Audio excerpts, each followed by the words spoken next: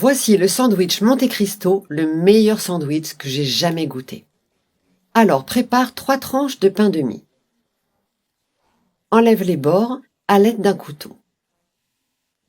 Il faut bien enlever toute la croûte des 3 tranches de pain de mie. Après avoir fini cette étape, c'est le moment de farcir. Étale de la mayonnaise sur une première tranche de pain. Tu vas voir, cette recette est hyper facile à faire et rapide.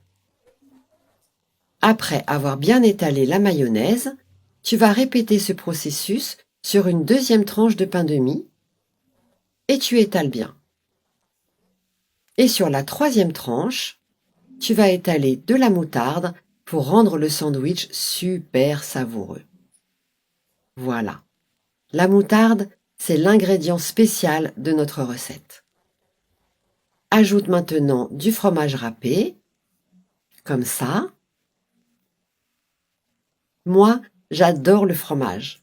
Alors tu vois, j'en mets une bonne quantité. Ça me met déjà l'eau à la bouche. Cette recette est trop bonne. Mets des tranches de jambon que tu auras préalablement coupées en carrés de la taille des tranches de pain de mie. Une fois que c'est fait, referme le sandwich en superposant les tranches de cette façon. Ferme avec la dernière tranche où il y a de la moutarde et appuie délicatement avec tes mains. Moi, tu vois, je vais appuyer avec l'aide d'une planche, comme ça. L'idée, c'est de bien tasser le sandwich mais sans l'abîmer.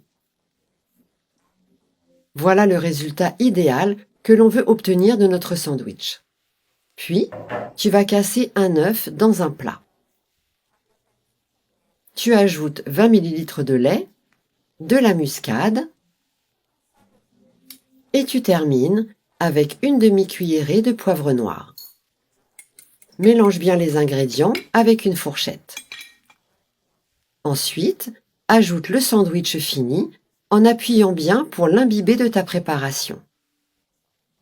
La dernière étape, c'est la friture. Dans une poêle avec du beurre, fais frire ton sandwich à basse température, surtout pour ne pas le brûler. Après quelques minutes, retourne le sandwich à l'aide d'une spatule et laisse dorer de l'autre côté. Le résultat est incroyable et tellement appétissant. Notre casse-croûte est prêt. On le goûte? Tu peux le couper en deux de cette façon, en diagonale. Il faut vraiment que tu testes cette recette chez toi. C'est hyper savoureux et en plus rapide à préparer. Regarde ce moelleux. Bon appétit mes amis!